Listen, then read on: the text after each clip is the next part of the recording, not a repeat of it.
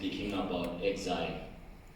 My question is, what exactly is exile? Because of many of us, we hear about people going to exile. I know Solomon Mashanglu went to Mozambique. This one is Angola.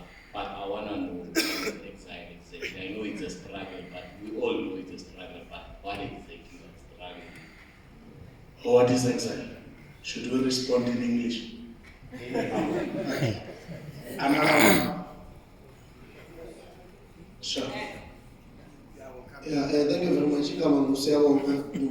David John. And I think I want to say to you, you are a brave man. Very, very brave. I read inside Quattro, a book, and I went to the regional chairperson of the MK in a colony called Greg. And he said to me, I read a wrong book because people are going to, when I start asking questions, people are going to kill me. So that's why I developed interest in coming here.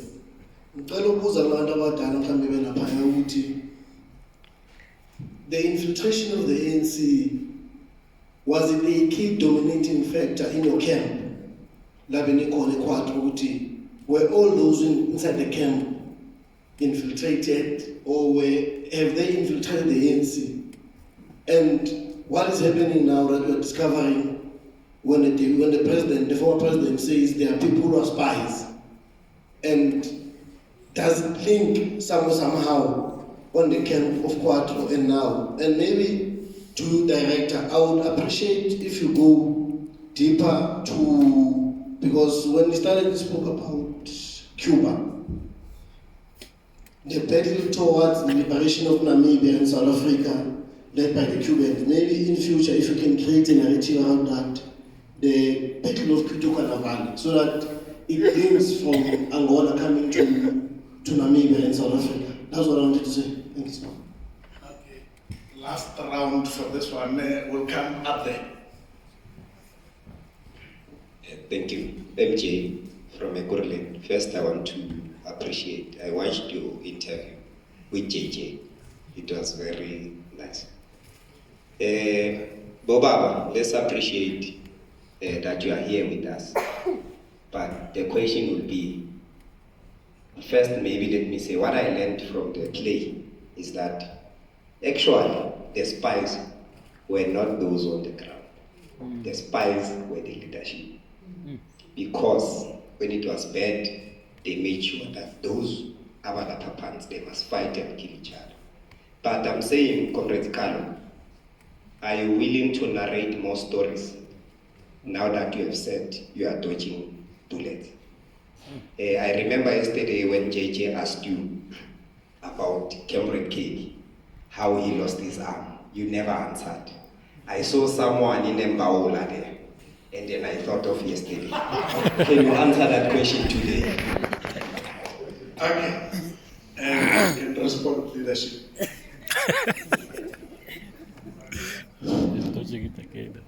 About exile, first question. Okay. My name is Lieutenant Jasop. I'm from Soweto. Lately, I've been staying in Soweto after returning from exile. But originally, I'm from Mthatha. Just to answer the question of exile, exile is when you leave your country and go to another country, a foreign country, where you are no more a citizen. When you are not a citizen of that country, then you are in exile. It might be on your own voluntarily, or it might be forced by circumstances politically, or sometimes even economically. Then you are in exile. We had people like cultural exiles, like Mary Makeba, Huma Segela. Those were voluntary, they went voluntarily to exile. Well, after leaving the country because of these political circumstances, I can say that is how exile is.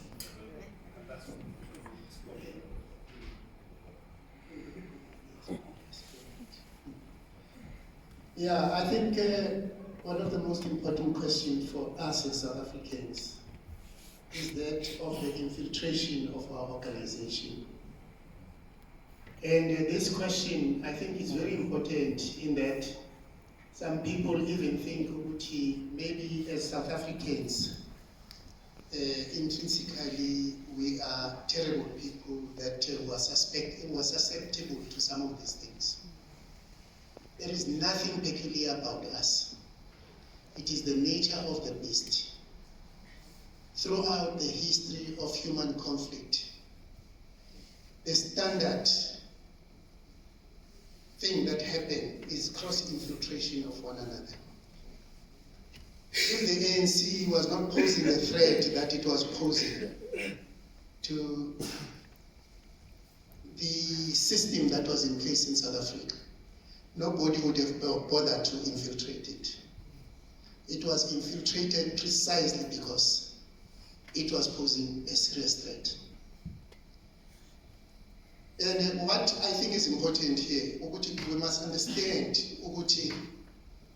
there is no liberation movement that is worth its salt that was never infiltrated. The Israelis in the Middle East have got a doctrine that says if you want to deal with the snake, you go into the hole and destroy it whilst it's still inside the hole. Because once it gets out of the hole, you're in trouble. So that's what happened with us. But you see, the problem that we had was that those who were infiltrated into the ANC, and I think the same applies to the PAC, it applies to Azanda, it applies to ZAPO, etc., etc. Your enemy, when it infiltrates, it will never go to the rank and file. We used to call it rank and swine. What is it going to achieve?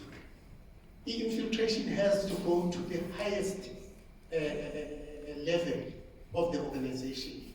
But where this infiltration is going to be more devastating, it's where the intelligence or the security of the organization gets infiltrated.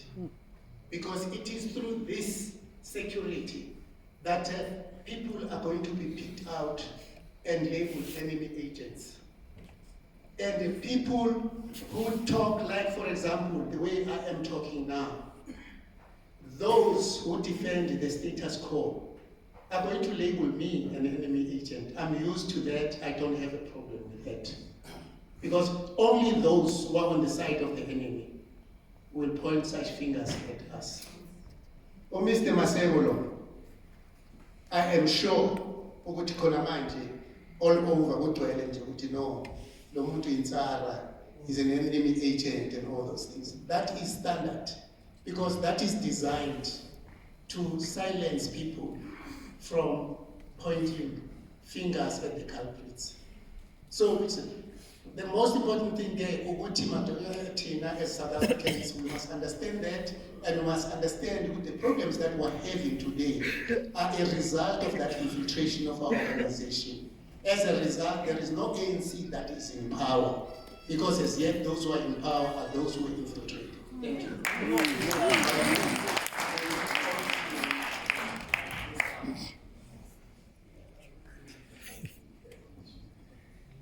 Good evening, everybody.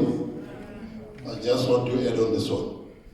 My name is Ulifile Samuel Mkabisa. My home township is Dobsonville. I'll just give you my short history.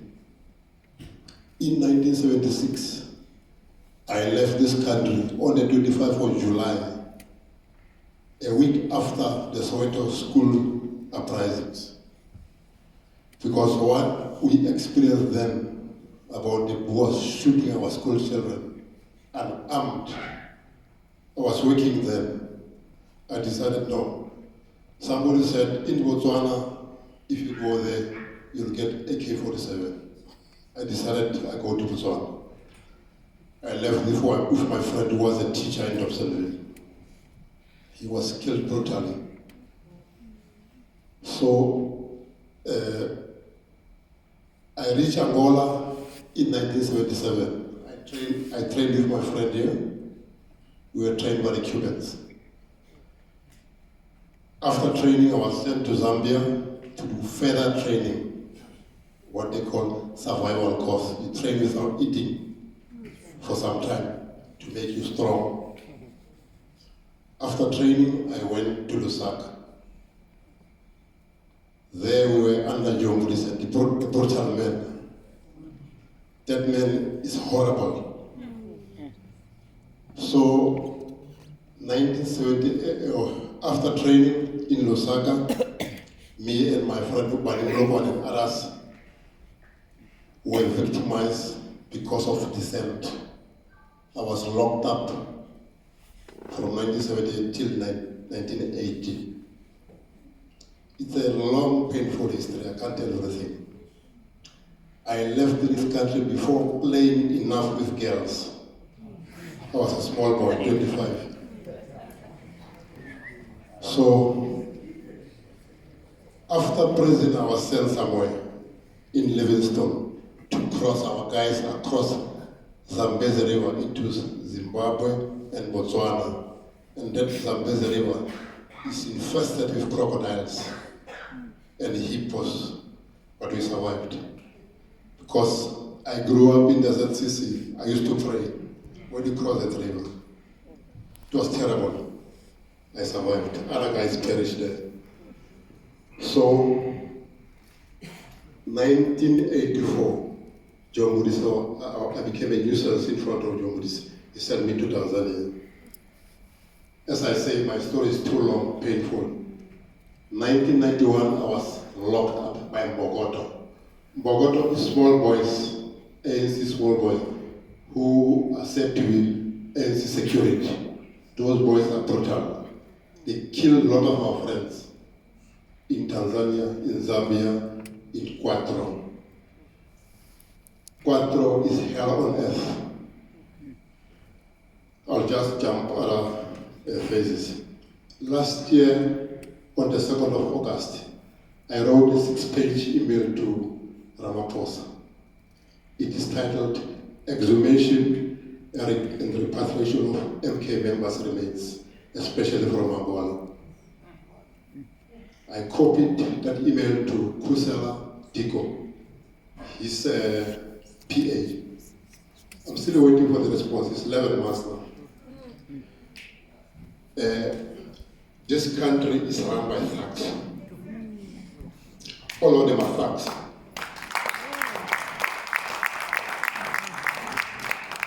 I don't care who say what. Because we are witnesses. They steal money, they don't go to prison. Now we are in shambles. ESCOM is in shambles. SOEs are in shambles. No money. It's they were money. And these people don't go to prison. Why? So till our MK members, since we came there, we are nothing. We are treated like nothing. Up to today. 1994, I integrated into the first force. With a small rank. I retired 2011. So I want to add this one. Enemy agents or spies were there in the top, not us. But we were victimized because our main problem was that until trainer, we finished training, want to go back home and assist our people to fight the enemy. So these top guys, because they were on the payroll of the system, or the apartheid government, they prevented us from going to fight. Then they created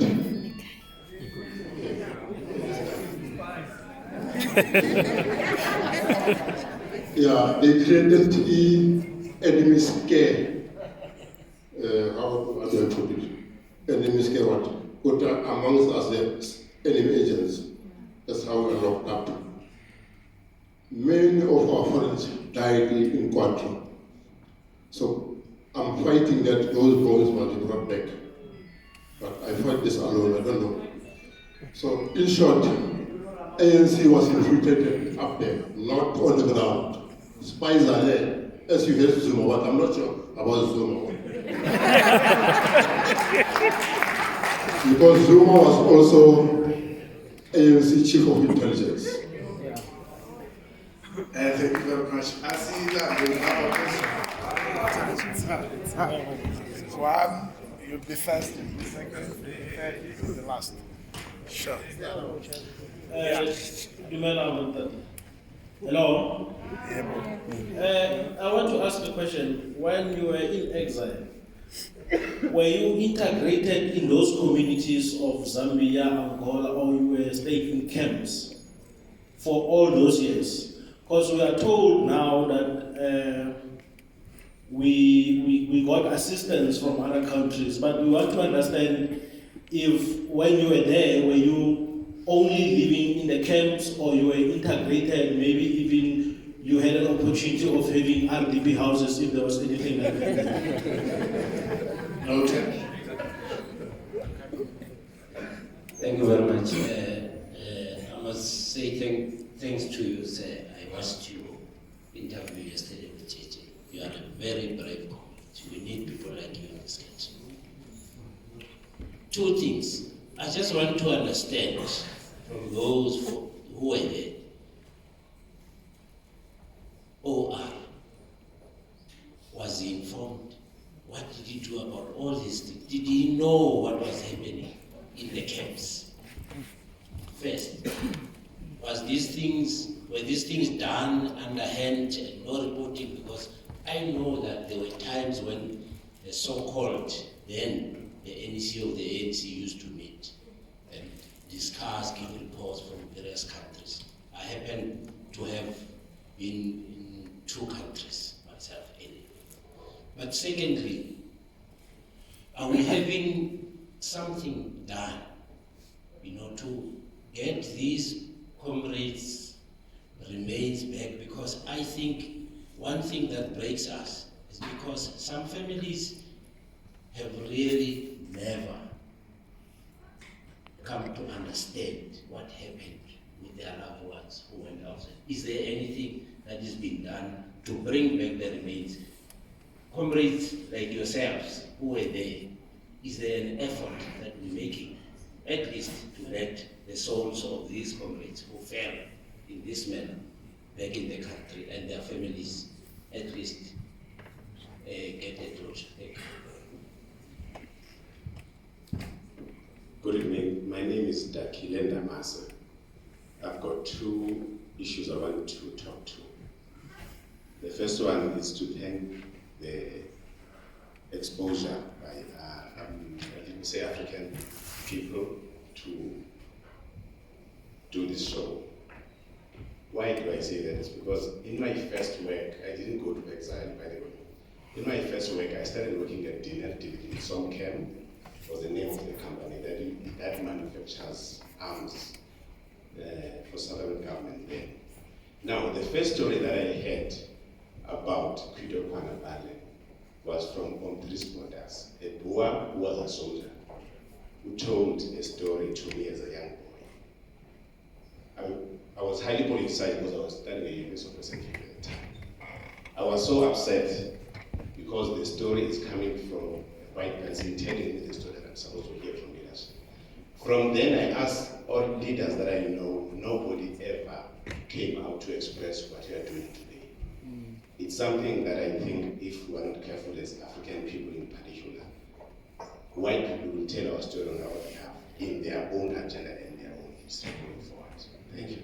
But the second part, I noticed that there has been an expression of ANC leadership to the atrocities and the treatment that was experienced in exile. However, according to the introduction, and as I know as well, that South African Communist Party also did participate in the leadership in exile. And my dear comrade was mentioned that he was actually politically schooled on communism. Now, the question is, what did SACP do in the midst of the treatment that you experienced? Because ANC leadership has been expressed that it was ignorant, it closed with closed eyes, etc., etc. Thank you. Thank you. Last three.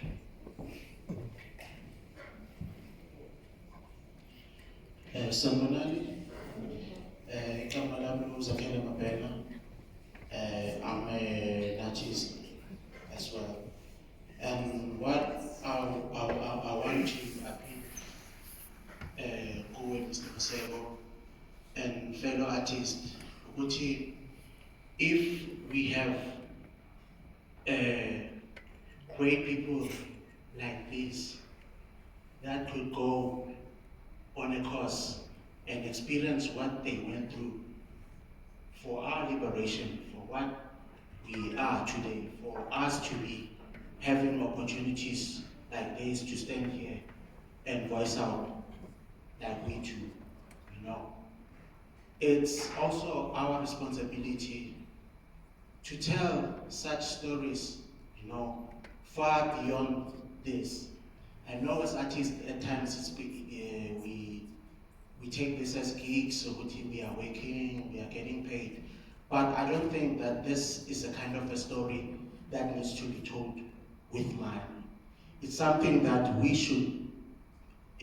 as artists, you know, we as a cast, we are willing, because clearly with the state of our country, we should deal with the reality that some of such stories will never be told anyway. You know, there will never be books, they will never be published, they will never be part of our history. But if we take that initiative to go to schools, you know, even if we don't have money, we go with a bus, put together money, and tell these stories to our generation, then the legacy and the stories of the legends will live on forever. So, big up to you guys for such an initiative. I'm J.K. Pale, and I've got two questions. One to the elders. Dr. Mabena earlier said when they arrived as the 1976 detachment, they found that those that had went before them, the Mutuli detachment, had already given up on us getting freedom. So they were now comfortable with families and everything. Now my question is that, Dr. Mabena and the elders, would you say the 1976 detachment was our saving grace? Because the others, your predecessors, were already comfortable. Now, would you say had the 1976 generation not went to exile, we would not be where we are now? Another question is, Carol, when you were speaking to JJ last night, you said there's books that have been written, and had we read those books, some of the people that are leaders today would not be leaders. What are those books for those of us that are interested to read them? And lastly, the question would be to you: where do you want us to take this conversation moving forward?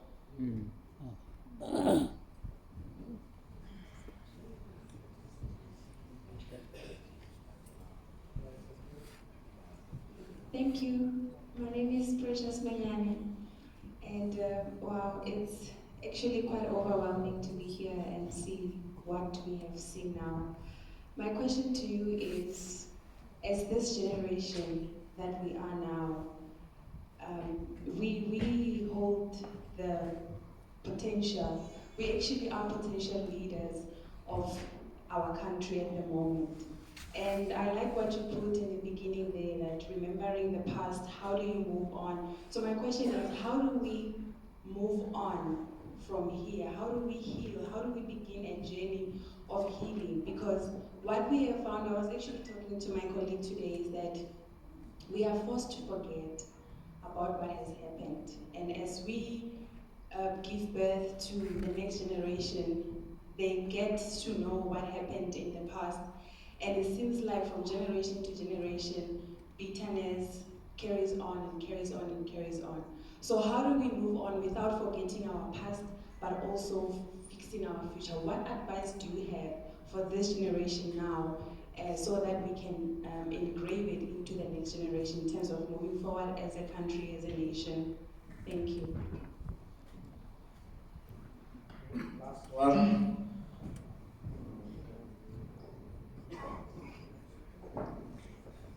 Thanks, Chief. My name is Margaret Nkwe. Chief, I'd like to just check with Comrade Aubrey, as as I was deliberating on the history in Angola, I heard him saying that the last Congress that they had is in Angola Congress in 1969.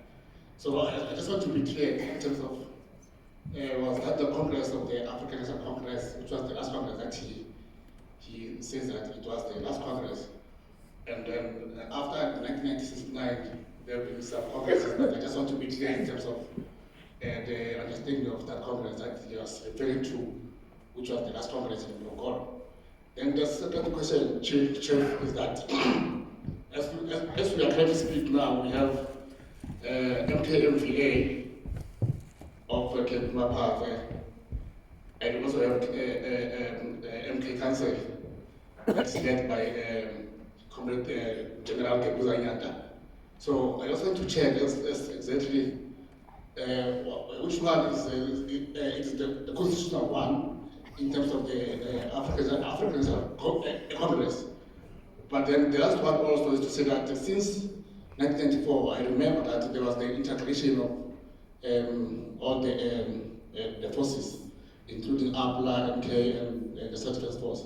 But I just want to understand, to say that since then, was the African Congress never discussed the concrete or decisive position regarding the integration of all MK combatants? Thank you, Chief. Thank you very much. Chief, can I close it?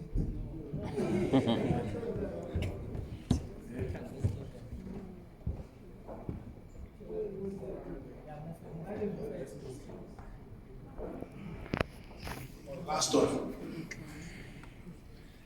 Good evening, persona non gratas of yesterday in your country. I know that from the quadro comes quite a lot from, if you read If We Must Die, that was informed by 1976 struggle. However, I think as we're sitting here today as a country, we have missed the point altogether. What I'm saying here is that having been infiltrated by those Askaris, we still have them living with us in this government today. And by the way, we avoid talking to those because of what is going to come out of us. What is it that we can benefit based on the... It's similar to the example that was here where this lady where Caesar was promised the position. And from you as our leaders, I need to ask a question. Are we going to sit here and fold our arms and say, it's fine to live with today's economical Askaris, and continue to be in exile in our own land? You are in exile in a foreign land. So due to poverty has made us to be in exile in our motherland. Are we gonna start a true revolution that talks to economical freedom today, or are we gonna go to the grave without ever tasting that freedom? Thank you very much. Mr. Noted. Can we be brief? Yeah, brief. Like 1 minute, 1 minute, 1 minute. And then we close it. Yeah, once again, Uchara Literature. Because all these questions that are posed here are very, very poignant questions. And I wish we could have a forum where we can have a discussion where people will freely ask questions and they will get answers and they will be able to interrogate those answers. Because there is this saying that in any war, the first victim is the truth. Truth is the first victim. And so it has been in our case as well. Our people don't know the truth. And they will never know it until people like us tell the truth. But if I may now, one question that keeps coming up is that of the Battle of Kwitokonova. Our people have heard of Kwitokonova, but nobody has ever really explained what was Kwitu Carnival about. And to give context to what Kwitu Carnival was about, there was a conference of the non-aligned countries in Havana when Kwitu Carnival was happening. And one of the participants of the non-aligned countries asked Fidel Castro, who was the host of the conference, Mr. President, can you tell us what is happening at Kwitu Carnival? And Fidel Castro's answer was, what is happening at Kwitu Carnival is that the history of Africa shall be written in terms of before and after Kwitu Carnival. And things happened in those exact terms. But maybe for the benefit of those who are really concerned about what was Kwitu Carnival about. What was happening in Angola is that UNITA and the South African Defence Force were fighting the Angolan government, the MPLA. And the Cubans were there to help them to defend themselves. But there came a time when the Cubans said to the Angolan people, look here, this is your country. We are not going to be in the forefront of the defense of your country, because one day we have to leave and go back to Cuba, and you'll have to defend your country. Therefore, you must occupy the first line of defense. We will occupy the second line of defense. And that went on for quite a while, until UNITA and the South African Defence Force, got used to the fact that they were fighting with the Angolans. They were not fighting with the Cubans. Then Fidel Castro took a decision that we need to bring this thing to an end now. That is happening in Angola. He dispatched a detachment from Havana whilst the Boers were looking at the Angolans that they were fighting there at Kwitu Carnival. And these people, this detachment was dropped just about 50 kilometers inside Angola from the Western Namibian border. And overnight, they created a landing strip for their fighter planes and everything. And then, before the Boers knew what was happening, they were surrounded by the Cuban forces. And that's what brought about the negotiations that led to the liberation of Namibia. So in a nutshell, the importance of Kwitu Carnival. Kwitu Carnival was a turning point in the liberation struggle of Southern Africa. But of course, Fidel Castro was correct that the history of Africa was going to be written in terms of before and after Kwitu Carnival. My next question, which I would very much like to deal with, but also again, I'm under orders here. The Communist Party and Oliver Tambo is the president of the African National Congress. What was their role in the atrocities that took place in Angola?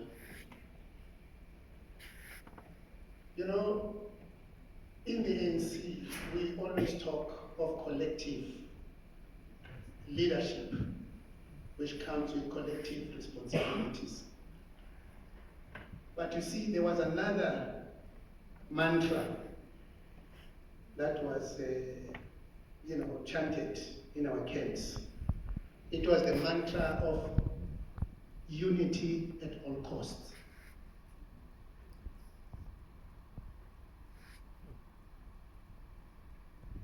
The implication of unity at all costs is that the collective of the leadership, it doesn't matter how heinous a crime one of them might commit, they must defend him.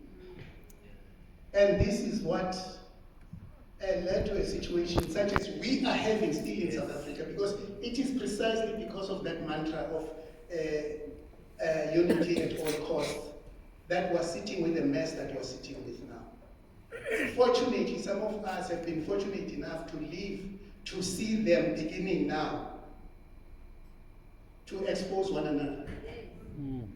Because at the cessation of hostilities in any war, one of the things that happens is that there is an exchange of information amongst the forces that were fighting as to who was working for whom, from which side. In our situation, part of the deal was that those who were working for the Boers had to be taken care of as they are taken care of today, at the expense of everybody else for whom we're fighting. It is for that reason that 25 years after the so-called democracy, which to me never took place, it never happened, you find that our people's lot is much worse than what it was. It's very painful for me to hear our people talking about things having been better than they are today under apartheid. And the sad part is that I grew up under apartheid. And I cannot blame my people for saying things were better, because they were better. Even the Bantustan leaders performed better than the people who claim to be our leaders, the leaders of the ANC, who are presiding over the government of this country. Absolutely. They are performing far worse than the Bantustan leaders. But anyway, the question of the Communist Party and President Oliver Tambo. There is no way Oliver Tambo was the president of the African National Congress and the commander-in-chief of Umkhonto weSizwe. There is no way the kind of atrocities that were taking place in our camps could have taken place without his knowledge. That's one thing. But another thing, at Quadro, when we were at Quadro, it is not all the leaders of the ANC who came to Quadro, because Quadro was isolated from everything. Our comrades from the camps could not visit us at Quadro. And even some members of the leadership could not come to Quadro. It was a select few. And amongst that select few was Oliver Tambo. There was Joe Slovo. There was Joe Modise. Later, Chris Hani also came. Although Chris Hani's case, I think, needs to be contextualized. Because Chris Hani enjoyed the respect of the guerrillas. Even during the mutiny of 1984. When things really got heated and people were no longer prepared to talk to anybody, not even Oliver Tambo, Chris Hani was used. And unfortunately, it was through Chris Hani that they managed to get, as it was portrayed here, that they were made to surrender and get around the table to negotiate peace. And Chris Hani is the one who got the guerrillas to surrender their weapons. But after that, after they surrendered their weapons, they were rounded up. Some were executed, and some ended up in Quadro with us. These are the truths of what happened. When I came here for the first time, you'll bear with me, Chief, last Sunday, I said to them, you know, a drama is about dramatization of situations for purposes of entertainment. So there's an element of exaggeration when you dramatize something. But much as I wished I could have said this was an exaggeration that I had witnessed here, as a person who went through these things, I felt this maybe was about 50% of what actually happened in those camps. What happened? I believe I'm good with words. I'm very good with words. But I cannot describe in precise terms what happened in those camps. It defies description. But what is important here is that we need to understand that the stakes that were at play in South Africa were terribly high. And it is these stakes that determined the ferocity of the war that we engaged in. All these terrible things were determined by the nature of the stakes. You must remember, we were fighting the Americans in this country. We're fighting the British. We're fighting the Germans. We're fighting the French. We're fighting the Israelis. All of them were here. So our struggle was not the easiest. And one other fallacy that I would like to debunk once and for all. It is this thing that we, as ex-combatants of Umkhonto weSizwe, brought the people of South Africa liberation. Yes.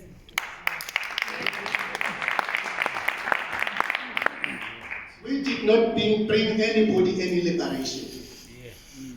All of us brought our liberation about. We had a role to play, which we played. But if, when we left in 1976 for exile, the people of South Africa went back home and said, our liberators are coming, are bringing us freedom, I can tell you we still have been in exile to this day. Would never have been there. But thanks to the fact that the people of South Africa did not stop and wait for us, it was a collective effort and endeavor. But the problem is that we were outnumbered. Now, let me just summarize this thing now. Throughout the history of liberation struggles in Africa, the oppressors or the colonizers, what they do, when those that they oppress or colonize start fighting them, they identify scumbags amongst them, people who've got no backbone, and recruit them over to their side, whilst the struggle is continuing. And what they do now, those that they had recruited from amongst the fighters, they elevate to positions of power so that they can control the struggle. Right? And that happened with us. But it doesn't end there. There comes a time when they realize that it is no longer possible to contain the fight and the wrath of the people. That these people are now going to win, notwithstanding that we've got our agents amongst them who are controlling them. Now, when that time comes, then you start hearing stories like what we're hearing in South Africa, say around about 87, 88, where they say, we are not going to allow a winner takes all kind of a situation in this country. What do they mean? They mean that just before we reach a point where we can start coming into Pretoria with our AK-47s and our crack base, then they say, okay guys, let's have a CODESA. When they have this CODESA, that's where we got outmaneuvered. They handpick the people that they are going to talk to at the CODESA. They don't talk to us, who are the troublemakers. We started the trouble here in South Africa in 1976.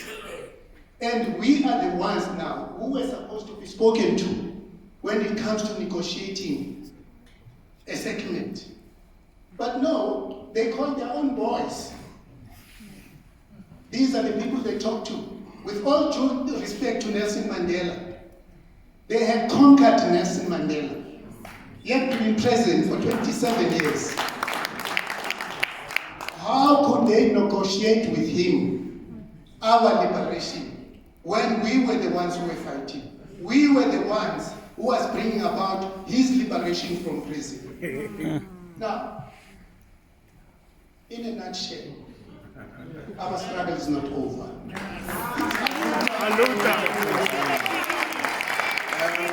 Thank you very much.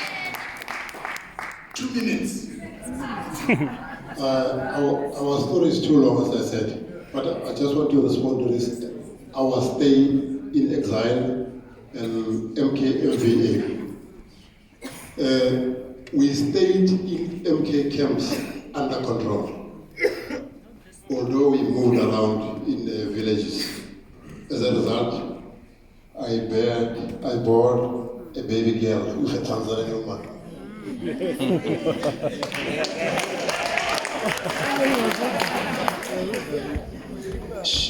She is now 32 years. She stays here in Soshanguve, married and everything. She's a professional nurse with my money. Not ANC money, because I'm sidelined forever, because I tell the truth. About email I wrote to Ramaphosa, I gave him that 6-page copy, plus a copy I wrote whilst in Tanzania with pieces of papers and pencil about sexual abuse of our young women, young girls who were fresh from home by our top leaders. Because in the ANC, it's a norm to sexually abuse our women. Because if you don't do that, you'll face the consequences. So I gave him that copy, plus copy of MKMVA. I don't know which one is legitimate between that one of Mapatwe. Otherwise, Mapatwe is a small boy. And that one of Sprenyanda. Last year, myself and 5 other guys, we registered a criminal case against MKEV of Kevin Mapatwe for stealing our money, which Mandela asked for us from abroad, but we never get a cent. So this case is 11 months old. The judge ruled on our behalf, in our favor. He said the master of the High Court must investigate Kevin Mapatwe and his friends for stealing our money. It's 11 months now, nothing is happening. I think master of the High Court is captured. So we were represented by Dumisan Seveza and Advocate Mbele, plus Weber Wenzel in Santon. But the case is not moving. I don't know what is happening. We always go to Santon to ask the lawyers. We get nothing. So the last one, I forgot to tell you that when I repatriated with my 5-year-old daughter, after I ran away from AC prison in Tanzania, I came back through United Nations because I had resigned from the ANC because they wanted to send me to Uganda to kill me. So I came back through United Nations. That's how I landed here. It's a long story, very painful story. I think we must write books. But all in all, we as MK members are highly traumatized. Most of them, they won't come here because they're scared. Because they were told, if you open your mouth, they were supposed to empower this guy, but I don't think they'll come here. They're afraid. Thank you. Precisely 2 minutes. 1 minute. Okay, thank you. There are so many issues to touch, but I think this one about what is the way forward now, I think it is important. When I think back, just like the show was about, the show displayed what was actually happening there, and what has now happened is continuing to happen inside the country. That I'm trying to say that we can see from what is happening now that the source of it was in exile. And mainly, the main problem is democracy.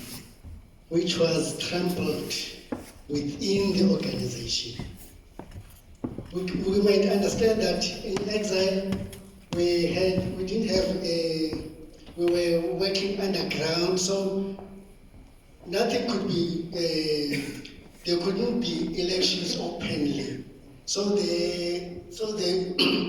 at the time, leaders were not elected openly. They were sort of nominated. But now, after some time, that was how mutiny came about, is when we who were in the front assisting the Angolans to fight UNITA. We said, no, we want to fight at home. We'd rather die at home than die here in Angola. And then one thing led to the next. We found that no, man, our organization hasn't been holding any national conference where leaders are elected democratically. Let us call for the national conference. And that was when that was our greatest mistake. Our leaders are so used to power, you can scream and can do what, but don't try to take them out of their power. We were not saying, no, Tambo, we don't want you, but we wanted the democratic processes to be something that we're used to. But now, that was our greatest mistake. We were taken to Quadro. Actually, first they brought Fabula forces and they surrounded us at Uviana. They came to kill us, but fortunately, we were already out of the camp. Now, that's when some of us were killed, some of us were taken to Quadro. But now what I'm trying to say is that the main problem with our country, and that elephant is still in the room. The elephant is democracy within our political organizations. I don't see us participating in electing our leaders. What is happening is we elect political parties during the votes, and then Luthuli House will say, okay, we've won the votes, then we come with their own party list. The party list is not from you and me, who voted ANC into power.